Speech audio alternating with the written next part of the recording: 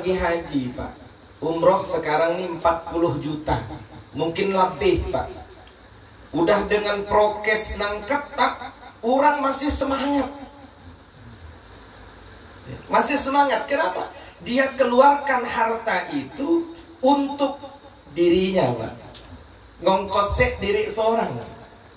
Biarpun kena karantina 10 hari Pak, nginap di hotel, mengeluarkan duit banyak, mereka sanggup. Kenapa? Karena mengeluarkan harta tadi untuk dirinya sendiri. Nah, kadang beda dengan zakat, kadang beda dengan infak, kadang beda dengan sedekah, dengan wakaf. Kenapa? Karena sepintas kita melihat, kita berzakat, kita berinfak, bersedekah, berwakaf, kita keluarkan harta ini untuk membantu orang lain. Nah, mesti kita tahu kenapa dalam hati kita kadang membahas orang semelagi rasa teranggan ya Pak. Nak bersedekah tuh ada rasa teranggan. Adik yang nak jambung bahasa teranggan tuh. Teranggannya ya Pak. Ragu-ragu gitu ya. Gare-gare. Sedekah ke sudah tuh. Ya, zakat ke sudah tuh. Belum sampai ya kali. Padahal dah sampai Pak. Adik kalinya adik. Ngapain sebetulnya Pak? Karena ternyata dalam jiwa kita seorang ini, Allah yang sampaikan di surah Al-Ma'arij itu jelas sekali. Ya. Manusia itu kata Allah, idza massahul khairu manu'a. Apabila Allah berikan kebaikan, ya, termasuklah berupa harta, manu'a, dia sombong lagi kikir. Tapi tidak sumeng Pak, ada illanya, illal musallin, kecuali orang-orang yang mampu menegakkan sholat, mampu menegakkan sholat Pak. Maka insya Allah jiwa sedekahnya, jiwa infaknya ini kuat dalam hatinya. Kenapa? Karena dia hakul yakin dengan Allah. Demikian pula Allah sendiri kita dalam surah Al-Lail itu kan, wa amma man a'ta wattaqa wa saddaqa bil husna fasanuyassiruhu lil yusr. Barang siapa kata Allah a'ta wattaqa, dia berikan hartanya atas dasar takwa kepada Allah, taat pada Allah, wa saddaqa bil husna, dia benarkan kebaikan-kebaikan yang dijanjikan Allah, maka Allah janjikan apa? Fasanu yassiruhu lil yusra. Allah mudahkan jalan baginya menuju kebahagiaan. Tapi yang sige lagi Pak, lanjutan ayat dia. Wa amma man bakhila wastaghna wa kadzdzaba bil husna fasanu yassiruhu lil usra. Barang siapa kata Allah yang bakhila. Apa bakhil dalam bahasa kita Pak? Keminting. Istaghna, dengan hartanya ini membuat dia sombong, ngaku kaya baik, tapi bakhil. Kemudian ditambah lagi siapa? Wa kadzdzaba bil husna, dia lupakan kebaikan-kebaikan dari Allah, dia dustakan kebaikan-kebaikan dari Allah. Mengkusdakahkan tuh bisa ke nanti aku makan. Dia dustakan kebaikan dari Allah, padahal Allah dah janjikan Pak, tapi dia dustakan. Maka kata Allah apa? Fasanu yassiruhu lil usra, maka Allah mudahkan jalan baginya menuju kesengsaraan. Na'udzubillah, dimudahkan juga Pak, tapi menuju kesengsaraan. Ya Allah. Nah ini jemaah sekalian, ini yang pertama ini yang harus kita takut dalam hidup kita ini baik. Takut dalam hidup kita ini, takut nanti mun kita mati ribe. Yang pertama soal sedekah yang diribekan. Yang kedua, wa akum minas salihin, yang diribekan waktu dia meninggal dunia belum merasa jadi orang soleh, ya. Belum merasa jadi orang soleh Pak, belum menguatkan dirinya mau jadi orang soleh. Waktu hidup lupa dia tentang soleh gitu. Lupa dia tentang soleh. Yang dikejarnya apa ya Pak? Kaya, terkenal, apa gitu? Titel, jabatan. Soleh ini lupa. Padahal soleh ini adalah titel yang diberikan oleh Allah ya. Solihin. Bisa kita minta titel soleh itu? Tidak bisa Pak ya, tidak bisa Pak gitu. Harus berusaha kita kan. Yang menilainya hanya Allah.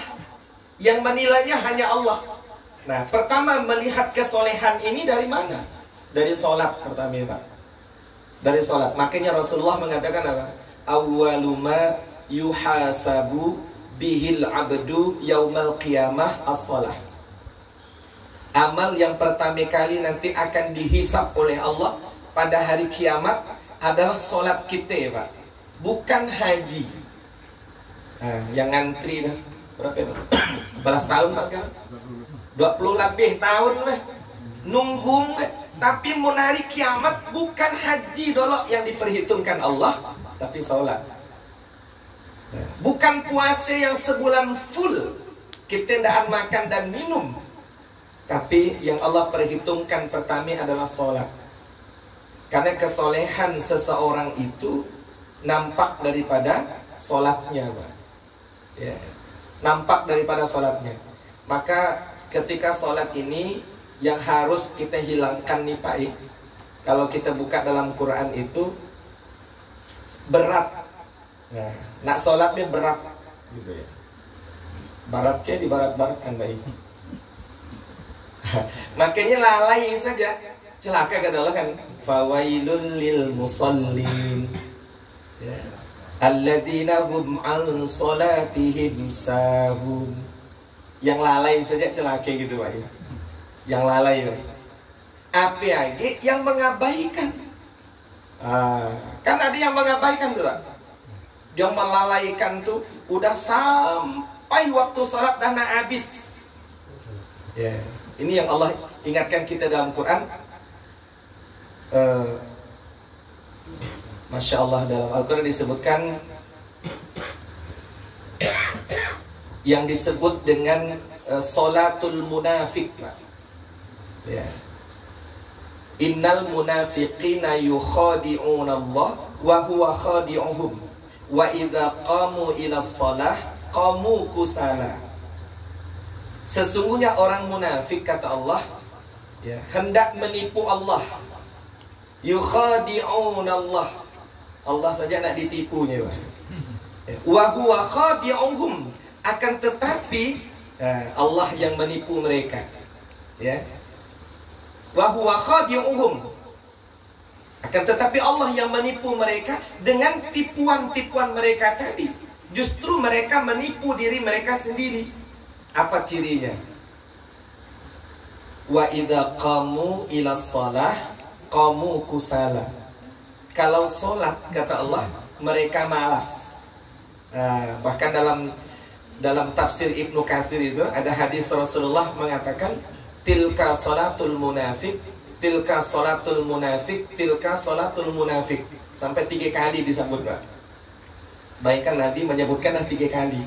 Itu sholatnya orang munafik, itu sholatnya orang munafik, itu sholatnya orang munafik ya. Bagaimana? Mereka mengulur-ngulur waktu sholatnya.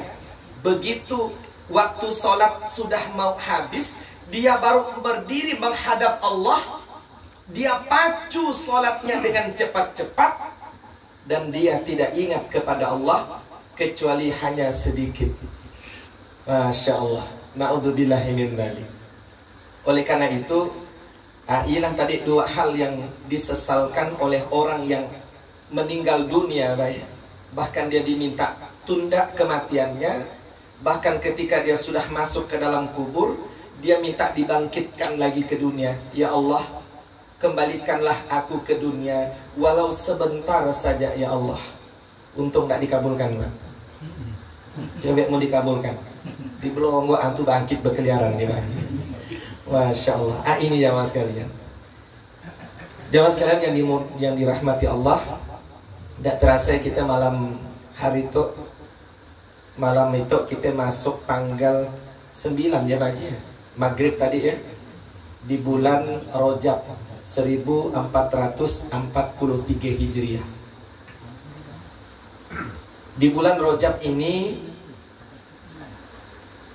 wallahu alam, ada yang menyebutkan dalil hadisnya ini lemah, tapi kalaupun dia lemah, kalau diamalkan sifatnya adalah ibadah ghairu mahdhah, yaitu dianjurkan kita banyak berdoa ya. Dianjurkan banyak berdoa, Allahumma barik lana, gimana Pak? Fi rajabin Fima rozaqtana tuh ya, doa rajabnya doa makan. Terus si nyuruh bantar ceramah tuh kan. Allahumma barik lana fi rajab. Ini Pak, fi rajab wa sya'ban wa ballighna ramadan. Singkat doanya Pak. Allahumma barik lana fi rajab wa sya'ban wa ballighna ramadan. Pendek doanya. Ya Allah, berkahilah kami di bulan Rajab. Berkahilah kami di bulan Rajab. Wa sya'ban, dan di bulan Sya'ban. Wa ballighna ramadan, dan sampaikan kami bertemu dengan Ramadan. Jadi di bulan Rajab ini Rasulullah itu sudah muncul rasa gembira menyambut datangnya bulan Ramadan. 2 bulan lagi Ramadan nak datang, permohonannya luar biasa kepada Allah. Kenapa? Karena khawatir daan dijumpe dengan Ramadan. Sahabat kita almarhum Pak Haji Ali Mursodo, daan Allah jumpekan dengan Ramadan. Kita pun tidak ada yang jamin Pak, tidak ada yang jamin, tidak ada yang menjamin kecuali hanya Allah yang bisa menjamin kita. Maka mintalah kepada Allah yang maha menjamin. Mun kira-kira cara nak jumpa puasa lagi baik, kecuali tidak lagi cara apa rasanya aku nak puasa lagi dah. Ya, na'udzubillahi min dzalik ya. Na'udzubillahi min dzalik. Nah, jamaah sekalian, jadi banyak kita berdoa pada Allah. Ya. Banyak kita berdoa pada Allah.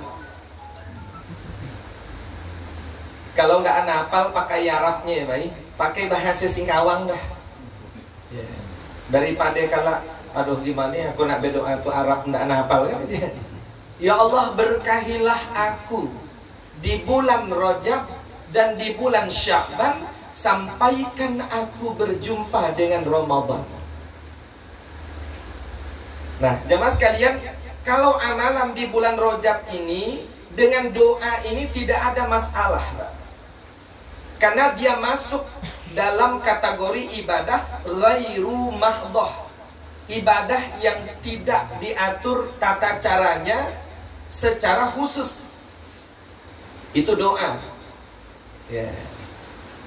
Tapi ada Pak, mau kita baca di sosmed ya, kalau dah masuk bulan Rajab tuh yang macam-macam. Kemarin heboh kan, puasa tanggal 1 sampai tanggal 3 Rajab. Ya, sampai hari itu saya buka pikir-pikir puasa Pak, sampai pikir puasa yang dikarang Dr. Yusuf Al-Qardawi, nggak ketemu dalil itu. Ya, tidak ketemu dalil. Ya, saya ngari juga tentang puasa ini Pak. Masalahnya puasa ini ibadah mahdhah, ibadah yang diatur tata cara pelaksanaannya mesti ada dalil. Nah ini Pak, kecuali doa. Bahkan yang saya baca kemarin ada doa solat Rajab. Nah itu ya, solat sunnah Rajab Pak Haji. Masya Allah nih, mohon maaf ya Pak ya, mohon maaf ya, mungkin keterbatasan ilmu saya belum terbaca tentang adanya sholat sunnah khusus Rajab gitu. Sholat sunnah khusus Rajab.